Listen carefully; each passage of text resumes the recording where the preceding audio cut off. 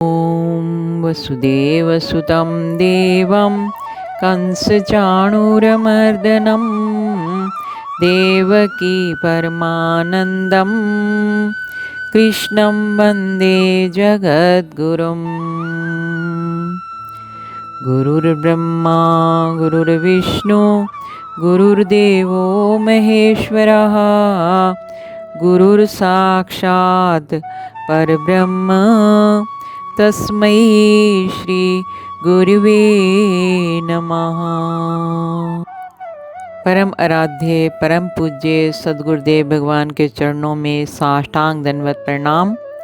आप सभी को प्यार भरा जय श्री कृष्ण, राधे राधे, जय माता दी। बहुत ही सुंदर पावन काल नवरात्रि का आ रहा है। नवरात्रि हम सब हिंदुओं का एक बहुत फेमस फेस्टिवल है। आप सभी भक्तों को नवरात्रों की बहुत बहुत बहुत बहुत बधाई व हार्दिक शुभकामनाएं। आज हम नवरात्रि पर्व पर थोड़ा सा विचार करेंगे कि इसका क्या महत्व है, क्यों मनाए जाते हैं नवरात्रि का अर्थ क्या है, इसमें हमें क्या करना चाहिए और क्या नहीं करना चाहिए। नवरात्रि शब्द एक संस्कृत शब्द है जिसका अर्थ होता है 9 रातें। नव यानी 9 और रात्रि रातें। इन 9 रातें और 10 दिनों के दौरान शक्ति यानी देवी के 9 रूपों की पूजा की जाती है और 10वां दिन दशहरा के नाम से प्रसिद्ध है, जिसे विजयदशमी भी कहते हैं। आइए सर्वप्रथम हम सब माँ भवानी के चरणों में दोनों हाथ जोड़कर हृदय से नमन करें, जो सबके अंदर शक्ति के रूप में, ज्ञान के रूप में, बुद्धि के रूप में, लक्ष्मी के रूप में, शांति के रूप में व भक्ति आदि के रूप में विराजमान है। अन्य देवताओं का बोध तो हमें शास्त्र के आधार पर होता है, जबकि शक्ति तत्व का बोध तो प्रत्यक्ष अनुभव से होता है। किसी भी कार्य को करने के लिए प्रत्येक प्राणी अथवा पदार्थ में शक्ति तत्व स्पष्ट है। उठते समय, बैठते समय, खाते हुए, सोते हुए, चलते हुए, बोलते समय, अर्थात जीवन के प्रत्येक कार्य में शक्ति की आवश्यकता पड़ती है। शक्ति के बिना कोई भी कार्य संभव नहीं। अतः माँ भवानी के चरणों में प्रणाम करते हुए सभी भाव से कहें, या देवी सर्वभूतेषु भक्ति रूपेण संस्थिता नमस्तस्यै नमस्तस्यै नमस्तस्यै नमो नमः। या देवी सर्वभूतेषु शक्तिरूपेण संस्थिता नमस्तस्यै नमस्तस्यै नमस्तस्यै नमो नमः। अर्थात जो देवी सब प्राणियों में भक्ति, निष्ठा व अनुराग के रूप में स्थित है, शक्ति के रूप में स्थित है, उनको नमस्कार नमस्कार, बारंबार नमस्कार है, उनको मेरा बार बार प्रणाम है। नवरात्रि पर्व वर्ष में वैसे 4 बार आता है, माघ, चैत्र, आषाढ़ और आश्विन। इनमें माघ और आषाढ़ वाले जो नवरात्रि हैं वो गुप्त होती हैं और चैत्र और आश्विन वाली सुप्रसिद्ध हैं। तो मुख्य रूप से हम वर्ष में 2 बार ये पर्व मनाते हैं, चैत्र मास में और आश्विन मास में, जिस दौरान हमारे परम पूज्य सद्गुरुदेव भगवान अपना मौन व्रत धारण करते थे और हमें भी उन्हीं की प्रेरणा से, उन्हीं के आशीर्वाद से, उन्हीं की कृपा से यह अवसर प्राप्त होता है। नवरात्रि में मौन धारण करने का अत्यधिक महत्व है। भगवान ने गीता में मौनी को तो अपनी विभूति कहा है। जो मौन धारण करता है, भगवान ने उस भक्त की बहुत प्रशंसा की है और यहाँ तक कह दिया कि मौनी तो मेरा ही रूप है। ऐसे भक्त से मैं स्वयं बातें करता हूँ। मौनम चैवास्मि गुह्या नाम, 10वें अध्याय में भगवान ने कहा। मौन की महिमा तो जितनी ही कही जाए उतनी ही कम है। कम से कम नवरात्रि पर्व में तो निंदा चुगली से बचते हुए अधिक से अधिक मौन रहें, तभी भक्ति में आगे बढ़ेंगे, अन्यथा किया कराया भजन नष्ट हो जाता है। नवरात्रि के 9 रातों में 3 देवियों महालक्ष्मी, महासरस्वती और महाकाली के 9 स्वरूपों की पूजा होती है, जिनके नाम स्मरण मात्र से भक्ति, शक्ति, श्रद्धा, ज्ञान व शांति की प्राप्ति होती है। ये 9 देवियां हैं। आइए इनका नाम केवल श्रवण कर लें तब भी अनंत अनंत पुण्य की प्राप्ति होगी। तो सबसे पहली देवी का नाम है शैलपुत्री, अर्थात पहाड़ों की पुत्री, हिमालय पुत्री। अब व्याख्या तो अभी यहाँ पर नहीं कर पाएंगे, केवल इनके नाम सुन लेते हैं। शैलपुत्री। और दूसरी है ब्रह्मचारिणी, अर्थात ब्रह्मचर्य का पालन करने वाली। और देवी माँ का तीसरा रूप है चंद्रघंटा, अर्थात चांद की भांति चमकने वाली। और चौथी देवी का नाम है कूष्मांडा, अर्थात पूरा जगत उनके पैर में है, माँ के चरणों में है। पांचवा नाम है स्कंद माता, अर्थात कार्तिक स्वामी की माता। और छठी देवी है कात्यायनी, अर्थात कात्यायन आश्रम में जन्मी। और 7वीं देवी का नाम है कालरात्रि, अर्थात काल का नाश करने वाली, असुरों का विनाश करने वाली। 8वीं देवी का नाम है महागौरी, अर्थात श्वेत वर्ण सफ़ेद रंग वाली माँ। और 9वीं देवी का नाम है सिद्धिदात्री, अर्थात सर्व सिद्धि को देने वाली। नवरात्रि पर्व भारत के विभिन्न भागों में अलग अलग ढंग से मनाया जाता है। गुजरात में इस त्यौहार को बड़े पैमाने से मनाया जाता है, जो डांडिया और गरबा के रूप में जाना जाता है। इसकी तैयारी कई दिन पहले से प्रारंभ हो जाती है। पूरी रात डांडिया चलता है। देवी के सम्मान में भक्ति भाव से गरबा आरती से पूर्व किया जाता है और डांडिया समारोह उसके बाद। पश्चिम बंगाल में दुर्गा पूजा का ये त्यौहार सुप्रसिद्ध है। पंजाब व हरियाणा में यह पर्व हर्षोल्लास व पूर्ण श्रद्धा के साथ मनाया जाता है। मंदिरों में श्रद्धालुओं की बहुत भीड़ रहती है। भक्तजन नवरात्रि उपवास करते हैं व अष्टमी अथवा नवमी को बड़े भाव से कन्या पूजन करके माँ को भोग लगाकर फिर अपना व्रत खोलते हैं। बड़ा ही आनंद का अवसर होता है। नवरात्रि में देवी के शक्ति पीठ और सिद्ध पीठों पर भारी मेले लगते हैं। माता के सभी शक्ति पीठों का महत्व अलग अलग है, लेकिन माता का स्वरूप एक ही है। कहीं पर जम्मू कटरा के पास वैष्णो बन जाती हैं, तो कहीं पर चामुंडा रूप में पूजी जाती हैं। हिमाचल में नैना देवी, ज्वाला जी, चिंतपूर्णी माता के मेले लगते हैं, तो वहीं सहारनपुर में शाकुंभरी देवी के नाम से माता का भारी मेला लगता है। माता की ज्योति से प्रेम मिलता है, सबके दिलों को मर्म मिलता है। जो भी आता है माँ के दरबार, उसे कुछ न कुछ ज़रूर मिलता है, उसे कुछ न कुछ ज़रूर मिलता है।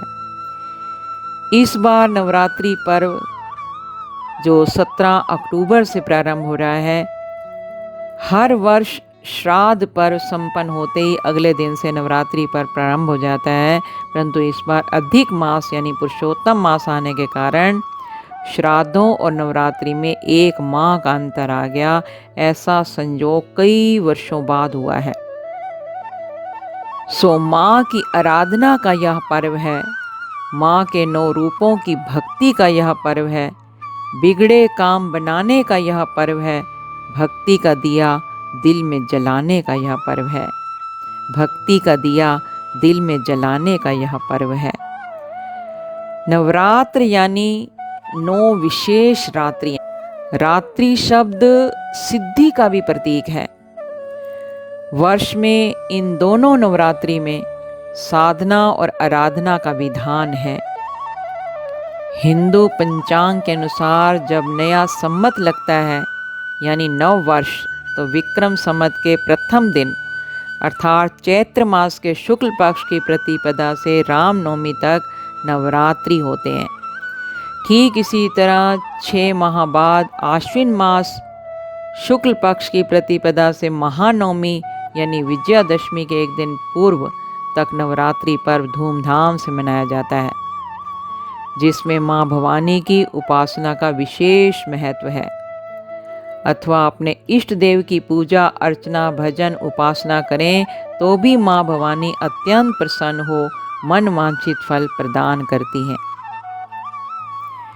सिद्धि और साधना की दृष्टि से ये शारदीय नवरात्र को अधिक महत्वपूर्ण माना गया है। इस काल में भक्तजन अपनी आध्यात्मिक और मानसिक शक्ति के संचय के लिए पूर्ण श्रद्धा व भक्ति के साथ व्रत नियम यज्ञ दान तप भजन पूजन व योग साधना आदि करते हैं। नवरात्रि के पहले 3 दिन देवी दुर्गा की पूजा के लिए समर्पित किए जाते हैं। प्रत्येक दिन माँ दुर्गा के एक अलग रूप को समर्पित है। इससे नई ऊर्जा व शक्ति का संचार होता है। चौथे से छठे दिन माँ लक्ष्मी की पूजा होती है, जिससे व्यक्ति अपनी बुरी प्रवृत्तियों पर विजय प्राप्त कर आध्यात्मिक धन की यानी नाम धन की प्राप्ति कर लेता है। सो ये 3 दिन लक्ष्मी समृद्धि और शांति की देवी की पूजा के लिए समर्पित हैं। 7वें दिन कला और ज्ञान की देवी माँ सरस्वती की पूजा की जाती है। ज्ञान सबसे श्रेष्ठ यज्ञ है जो जीव को पवित्र करता है, ऐसा स्वयं भगवान ने गीता में भी कहा है। श्रेयान द्रव्य में याद यज्ञाज ज्ञान यज्ञ परंतपा। 8वें दिन हवन यज्ञ करके व कन्या पूजन करके माँ भवानी का पूर्ण विधि से पूजन होता है और माँ को सम्मान दिया जाता है। 9वां दिन नवरात्रि का अंतिम दिन है। चैत्र मास के नवरात्रि में यह रामनवमी के नाम से जानी जाती है। इस दिन श्री राम अवतरित हुए थे और आश्विन मास की नवरात्रि महानवमी के नाम से जानी जाती है। कुछ लोग नवमी के दिन यज्ञ व कन्या पूजन करते हैं। 9 कन्याओं को देवी दुर्गा के 9 रूपों का प्रतीक माना गया है, अतः उनका सम्मान व स्वागत करने के लिए कन्याओं के पैर धोए जाते हैं व पूर्ण श्रद्धा के साथ उनका पूजन करके उन्हें कुछ उपहार व दक्षिणा भेंट की जाती है। कहा गया है, माता के 9 रूपों में छिपा सृष्टि का सार, जग में है नवदुर्गा की महिमा अपरंपार। ज्ञान बढ़ाए विवेक बढ़ाए बांटे सबको प्यार, 3 लोक में होती है माता की जय जयकार। 3 लोक में होती है माता की जय जयकार। रामायण में एक प्रसंग मिलता है कि लंका युद्ध में ब्रह्मा जी ने श्री राम से रावण का वध करने के लिए कहा, प्रभु अब समय आ गया है कि आप रावण का वध करें। उसके लिए आपको चंडी देवी का पूजन करके देवी को प्रसन्न करना होगा। श्री राम ने ब्रह्मा जी को प्रणाम किया और ब्रह्मा जी के बताए अनुसार चंडी पूजन व हवन हेतु दुर्लभ 108 नील कमल की व्यवस्था की गई। वहीं दूसरी ओर रावण ने भी अमरता के लोभ में विजय की कामना करते हुए चंडी पाठ प्रारंभ कर दिया। इंद्रदेव को जब रावण के बारे में ज्ञात हुआ तो उन्होंने पवन देव के माध्यम से यह सूचना श्री राम के पास पहुंचाई और परामर्श दिया कि रावण का यह चंडी पाठ यथासंभव पूर्ण न होने दिया जाए। इधर रावण ने अपनी मायावी शक्ति से श्री राम के पूजा स्थल से एक नील कमल गायब कर दिया, जिसके फलस्वरूप श्री राम का संकल्प टूटता सा नजर आने लगा। भय इस बात का था कि देवी माँ रुष्ट न हो जाए। ऐसे दुर्लभ नील कमल की व्यवस्था तत्काल करना असंभव था। तब प्रभु श्री राम के नेत्र सजल हो गए और विचार करने लगे कि देवी माँ को कैसे प्रसन्न किया जाए। सच्चे हृदय से माँ का चिंतन किया, स्तुति की, तो तत्काल उन्हें माँ की कृपा से स्मरण हुआया कि लोग मुझे कमल नयन कहते हैं, तो क्यों ना संकल्प पूर्ति हेतु मैं अपना एक नेत्र ही माँ के चरणों में अर्पित कर दूं। वाह, कैसी श्रद्धा और भक्ति की पराकाष्ठा थी। तत्काल प्रभु श्री राम ने अपने तुणीर से एक बाण निकाला और जैसे ही अपना एक नेत्र निकालने के लिए तैयार हुए, उसी समय माँ भवानी प्रकट हो गई और प्रभु श्री राम का हाथ पकड़ लिया। वह बोली, हे राम, यह आप क्या कर रहे हैं? इसकी कोई ज़रूरत नहीं, कोई आवश्यकता नहीं। मैं आपसे व आपकी श्रद्धा और भक्ति से अत्यंत प्रसन्न हूँ। भक्ति रूपेण संस्थिता। सो मैं तुम्हें विजय श्री का आशीर्वाद देती हूँ। हे राम, तुमने 9 दिन मेरा भाव भक्ति के साथ पूजन किया, अतः तुम्हारी विजय होगी व तीनों लोकों में तुम्हारी जय जयकार होगी। इधर रावण के चंडी पाठ में यज्ञ करे ब्राह्मणों की सेवा में हनुमान जी एक ब्राह्मण बालक का रूप धारण कर जुट गए। निस्वार्थ सेवा देखकर ब्राह्मण उस बालक से अत्यंत प्रसन्न हो गए और उससे वरदान मांगने को कहा। इस पर बालक बने हनुमान जी ने विनम्रता पूर्वक कहा, प्रभु, हे ब्राह्मण देव, यदि आप प्रसन्न हैं तो जिस मंत्र से आप यज्ञ कर रहे हैं उसका एक अक्षर मेरे कहने से बदल दीजिए।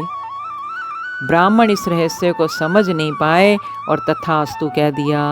वो क्या लीला थी हनुमान जी की। मंत्र में जया देवी, भूतिर हरिणी में हा के स्थान पर का उच्चारित करो, यही मेरी इच्छा है। अब भूतिर हरिणी यानी कि प्राणियों की पीड़ा हरने वाली, और अब कहने लगे भूतिर करणी अर्थात प्राणियों को पीड़ित करने वाली। ऐसा बारंबार कहने लगे जिससे देवी माँ रुष्ट हो गई और रावण का सर्वनाश करवा दिया। हनुमान जी महाराज ने श्लोक में एक अक्षर हा के स्थान पर का बुलवाकर यज्ञ की दिशा ही बदल दी। हनुमान जी तो भक्ति की साकार मूर्ति हैं। यही कारण है कि प्रभु श्री राम ने 9 दिन शक्ति की उपासना कर रावण पर विजय प्राप्त की। सो 10वें दिन विजयादशमी का पावन पर्व दशहरे के रूप में आज तक धूमधाम से मनाया जाता है। कहने का भाव, नवरात्रि पर्व अच्छाई की बुराई पर विजय प्राप्त करने का पर्व है, माँ को मनाने का पर्व है। अपनी जन्मदात्री माँ का भी सम्मान करें, उनकी आज्ञा का पालन कर उनकी सेवा करें। इससे देवी माँ और भी जल्दी प्रसन्न होती हैं। आज के बच्चे माता पिता की आज्ञा मानना तो दूर, कुछ बच्चे जिनको संस्कार नहीं मिले वे अपने माता पिता के साथ दुर्व्यवहार करते हैं, उन पर हाथ चलाते हैं। स्मरण रहे कि ऐसे लोग कभी सुखी नहीं हो सकते। माँ तो माँ होती है, चाहे वह किसी भी रूप में हो। माँ का सदैव आदर सम्मान करें। वह तो पूजनीय होती है, माँ का ऋण कभी भी चुकाया नहीं जा सकता। सो नवरात्रि पर्व अत्यंत पावन व महत्वपूर्ण पर्व है। इस काल में अधिक से अधिक मौन धारण करें व यज्ञ दान तप का नियम बनाएं। दुर्गा चालीसा के कम से कम 7 पाठ नित्य प्रति करें। गीता पाठ करें व अपने गुरु मंत्र के जाप का नियम बना लें। इस पवित्र काल में किया गया जाप सिद्ध हो जाता है, वह तत्काल फलित होता है। माता रानी के चरणों में सभी भक्तों के लिए प्रार्थना है, माँ लक्ष्मी का हाथ हो, सरस्वती का साथ हो, गणेश का निवास हो और माँ दुर्गा के आशीर्वाद से आप सभी के जीवन में प्रकाश ही प्रकाश हो, प्रकाश ही प्रकाश हो। कौन सा प्रकाश? भक्ति और ज्ञान का प्रकाश। इन्हीं शब्दों के साथ माता रानी के नवरात्रि पर्व की एक बार फिर से आप सभी को बहुत बहुत बधाई व हार्दिक शुभकामनाएं। कोविड-19 का ये जो पीरियड चल रहा है, इसमें आप सभी अपना व अपने परिवार का ध्यान रखें, सभी स्वस्थ व सुरक्षित रहें, यही प्रार्थना करते हुए पग पग में फूल खिलें, खुशी आप सबको इतनी मिले, कभी न हो दुखों का सामना, यही है नवरात्रि की शुभकामना, यही है नवरात्रि की शुभकामना। जय माता दी, जय श्री कृष्ण, जय गुरुदेव।